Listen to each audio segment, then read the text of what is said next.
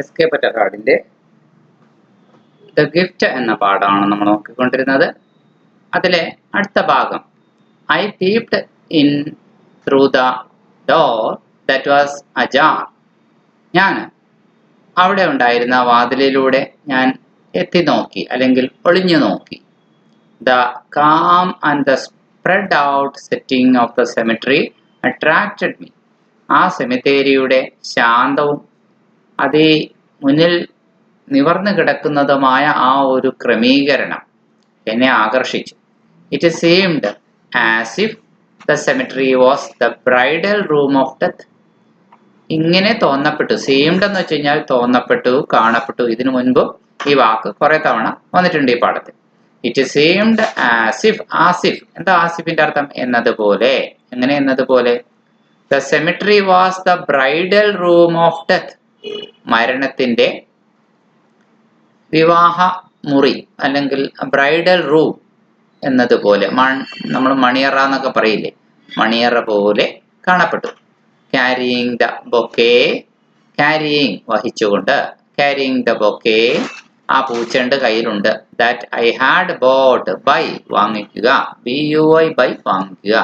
അതിന്റെ past tense ആണ് bought. BOUGHT ഞാൻ വാങ്ങിച്ച ആ പൂച്ചെണ്ട് കൊണ്ട് I slowly entered the cemetery. ഞാൻ സാവധാനം സെമിത്തേരിയിലേക്ക് പ്രവേശിച്ചു. I felt I was slowly slipping away from the land of the living.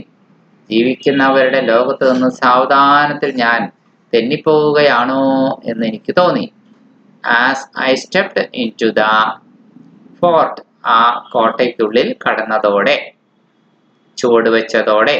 That was the final resting place of romance. റോമൻസിന്റെ അന്തിമ വിശ്രമ കേന്ദ്രം ആണ്. People could be seen flitting by here and there. ആളുകൾ അവിടെയും ഇവിടെയും ചിന്നിത്തെറിച്ച് നടക്കുന്നത് കാണാം. Like coloured shadows. നിറമുള്ള നിഴലുകൾ പോലെയാണ് എനിക്ക് അവരെ കണ്ടപ്പോൾ തോന്നിയത്. ഷാഡോ നിഴൽ. ലൈക്ക് പോലെ. A variety of flowering trees stood guard over the tombstones.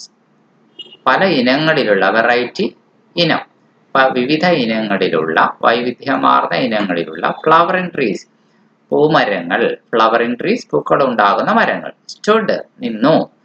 Guard over the tombstones, ഈ കല്ലറകളുടെ അരികിൽ കാവലായി നിൽപ്പുണ്ടായിരുന്നു. The boughs of these trees, ഈ മരങ്ങളുടെ ബോ എന്ന് പറഞ്ഞാൽ വലിയ ശാഖയുള്ള തണൽ ഭാഗം, പവർ എന്നും പറയാം. അതാ വലിയ വള്ളിക്കുടിൽ പോലുള്ള ആ തണൽ ഭാഗങ്ങളൊക്കെ മെയ്ഡ് സ്ലോ മൂവ്മെന്റ്സ്. ദാറ്റ് അത് അങ്ങോട്ടും ഇങ്ങോട്ടും സാവധാനം ചലിക്കുന്നുണ്ടായിരുന്നു. അവ ചെറിയ ചലനങ്ങൾ നടത്തുന്നുണ്ടായിരുന്നു. ദാറ്റ് റിവർബറേറ്റഡ്.